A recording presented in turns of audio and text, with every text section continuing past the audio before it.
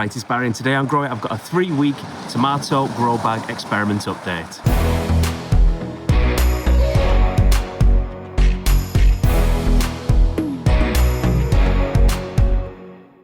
So this year I decided for my tomato experiment that I was going to try out some different grow bags. I don't know if they've got grow bags wherever you're from, but basically it's like a bag of compost and it's like long, rather than being like a rectangle or just a normal shaped bag. It's like a long bag that you can put on the floor, cut holes in it and then put your plants straight into it and just sort of direct plant them into that. And they're a good idea maybe if you've got a porch or a flagged area that you want to grow some plants in and you've not got like a normal soil bed and you want to grow some plants maybe in a small greenhouse or something.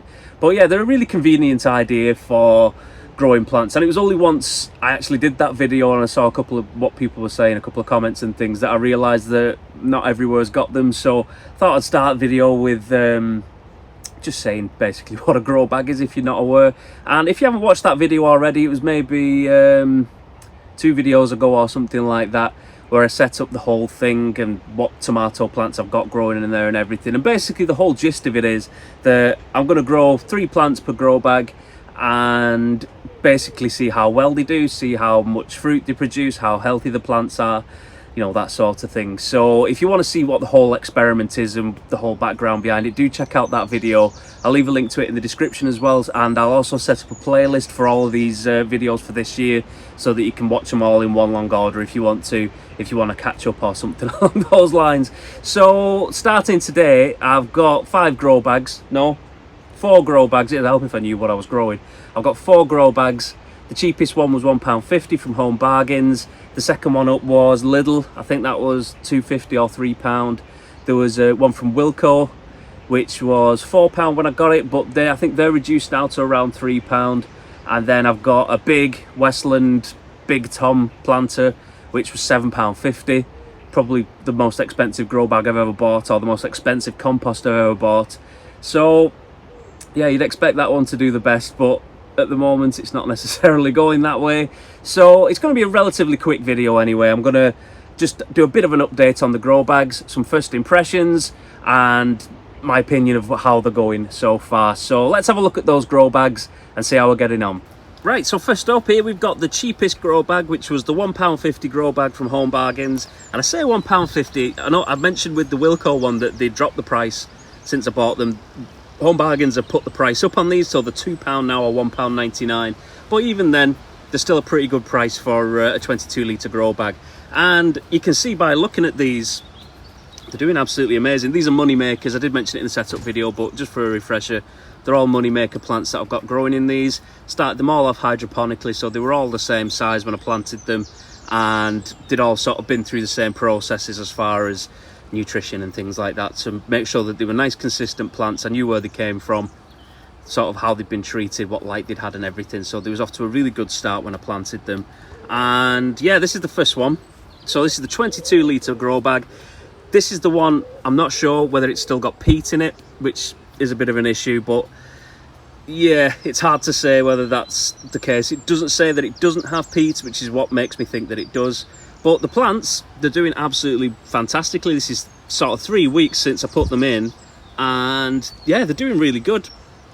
I mean, looking at these aren't going to be far off starting to produce a bit of flowers, I think.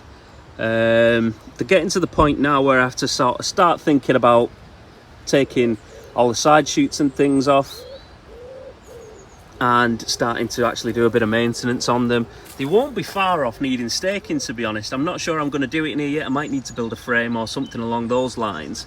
But this compost is holding up really well. It's really nice stuff. And yeah, they do water it really well, and they're doing really nice, and they're a really good colour as well. So really pleased with this one so far. Moving up, we've got the one from Lidl. £2.50 was it? Yep, these are doing probably close to being as good. Not as good, just looking at them. I mean, compared to that, just looking at them. I mean, this one in the middle, it's hard to see when you're sort of looking at it through the camera and everything, but this one, slightly yellower, not quite as green. it still looks healthy, but not quite as healthy as the other ones. And then the other two either side, they are actually doing really well. Like I say, not too indistinguishable from the ones in the first grow bag, so I'm fairly happy with that up to now. My experience of Lidl grow bags, I've mentioned it plenty before, is that they're not brilliant, and it's going to be one of those things with growing them sort of from the beginning.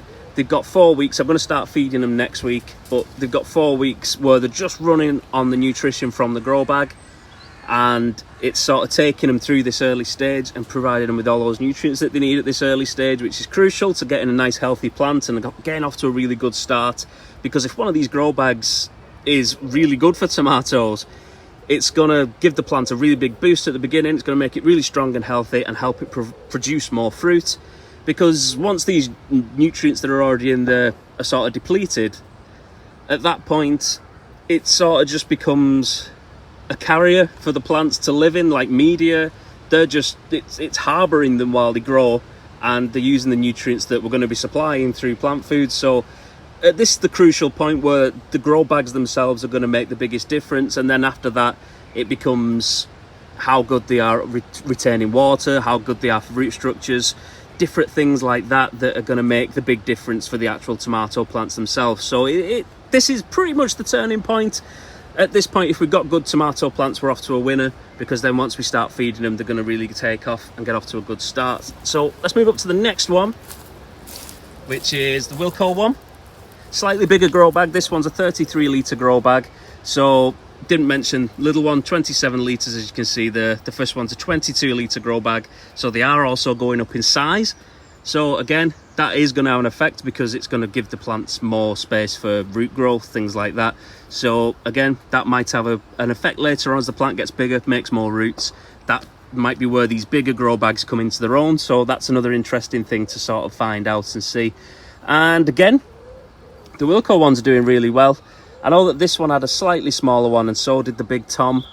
I anticipate that they're going to catch up pretty quickly, because it was like they was just a couple of days behind. Maybe they'd take an extra day or two to germinate, so they needed a little bit of a catch-up. But they're perfectly fine. I wasn't going to replace things or do anything like that, just because it'd mean putting plants in that haven't been grown in the same way from the start. And as you can see there, we have got side shoots coming up on this one now. So that does need to start getting a bit of pruning in this week, and I'll do them all at the same time again and make sure that they are getting sort of the same treatment for every plant, and make sure that it's as fair as we possibly can. This plant's really nice. I mean, this one is starting to get some flowers forming. See if we can zoom. There we go, or focus I should say. Yeah, these are doing really nice. Quite pleased with this one so far. And this one, when we were setting it all up and everything, I did mention that it's really fluffy. It's like, I mean, this is peat free. They're all peat free, definitely, apart from that first one that I'm not sure about. But yeah, this stuff really, really fluffy, really fine. And when you water this, it goes straight in. It doesn't sit on the top. It soaks it up straight away, and it really is easy to water with this grow bag in particular. I've really, really liked this one up to now. Probably my favourite, because I mean, if that one doesn't have peat in, that's my favourite. But if this is peat free, this is the only one that's going to be available maybe from next year. So I mean, that one isn't going to be available, the others probably will be, but peat free is what we're going to be stuck with. So, well, for good reason. This one does take loads of water really, really well, really nice and fluffy. So I am hoping that this one does well, because it is a really nice grow bag. And then, sort of build up to this one, we've got the Big Tom from Westland, the £7.50 grow bag. And look at how rubbish they are. I honestly just can't believe how poorly this grow bag is doing. I mean, those leaves don't look good. We've got a bit of chlorosis there, so this plant isn't producing chlorophyll quite as it should be, which can point to a couple of different things. I mean, without doing like a nutrient analysis on this soil, it could be nutrient based, it could be micronutrients, macronutrients. Maybe there's some problem with iron in there that's causing this discoloration. I mean, they're not growing anywhere near as well as the others. I mean, I'll come round slightly, and let's see if I can tilt up. Look at the difference in size between them. I mean, there was a smaller one. That one was the same size as the small one in the Wilko one. And it's just not, they're not even close. I think this might have been one of the biggest ones that I had. And I put the bigger one in here to sort of compensate for having a slightly smaller one. And, I mean, they're just rubbish. Really, really bad. I mean, you could say maybe if it was a one-off, you'd get an iffy plant. And maybe it's unhealthy and there's something wrong with it. And that's why we're ending up with the discoloration. It's not very green. I mean, it's slightly purple tint to its sort of vascular system, which it's not good. But when you've got 3 plants growing in there and all 3 of them are bad, then it's definitely the compost that's causing it. At this point, I'm not totally sure. It's enriched with seaweed and calcium, and it says it's got 6 weeks worth of nutrients compared to the 4 weeks of the other one. So I just don't know if it's too strong. I don't know if there's too much nutrients in this for these plants. I don't know if you've got to put bigger plants in, but I mean, that's not what I'd want from a grow bag. I'd want to just put me sort of young plants in there and them grow. So yeah, I'm not entirely sure what the reason is for this. I mean, the soil's really nice. I mean, apart from all the lumps and stuff and how sort of lumpy it is and it's full of stones and bits of tile and all sorts of plastic and stuff, but this one is nicer. It's similar and fluffy to this one, but the Wilko one is nicer. But I mean, that's sort of irrelevant when it's making plants that aren't very healthy. So I mean, what, we're 3 weeks in and I'm fairly confident that this is going to be the worst grow bag.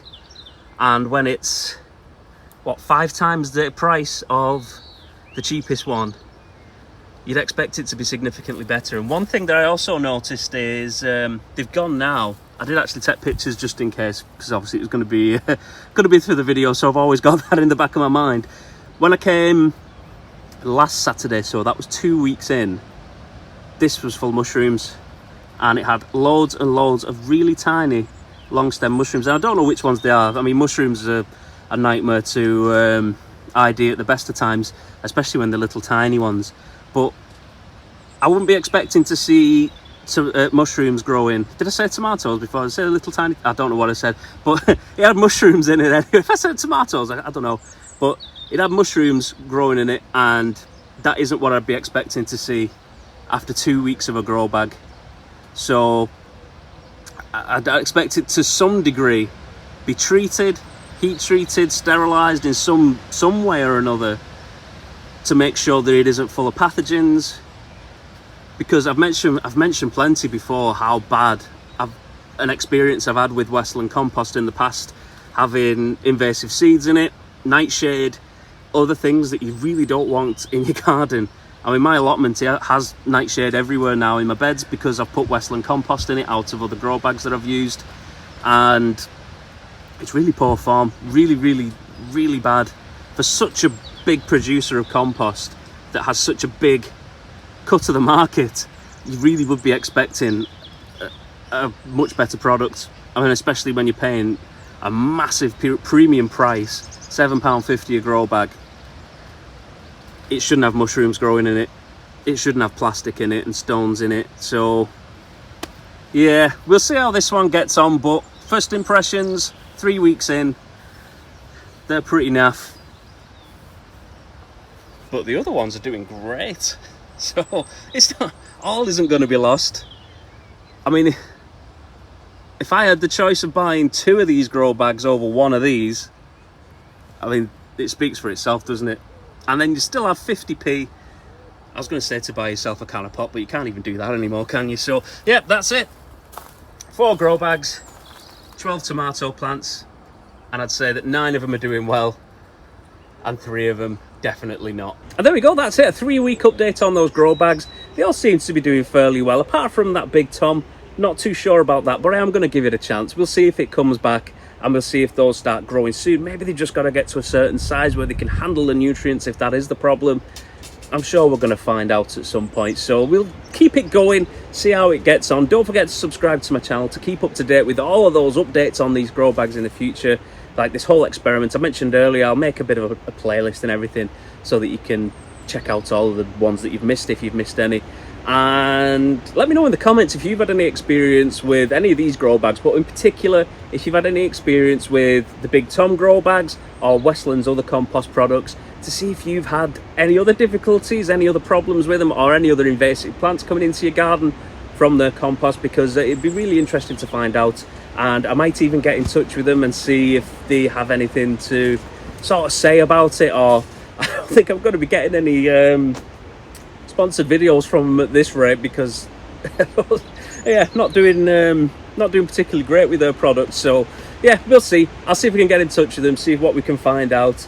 And of course, yeah, don't forget to subscribe. Check out all my other videos as well. Done plenty of other tomato videos in the past that you might want to check out, different sort of feeding programs and different plants and things. So yeah, check those out. We'll see how they get on, and I'll see you next time.